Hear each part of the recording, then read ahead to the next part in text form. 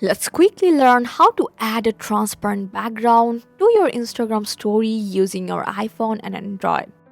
For that, first open up your Instagram and tap the plus icon from the top left side to create a story. Select any photo you want from your gallery.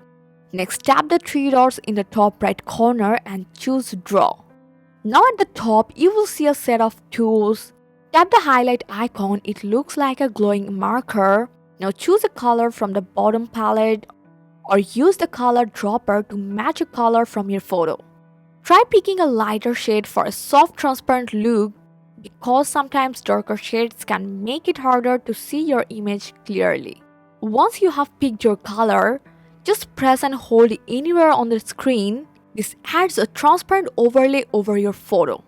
Finally, tap done at the top right and that's it. Your photo now has a clean transparent background effect.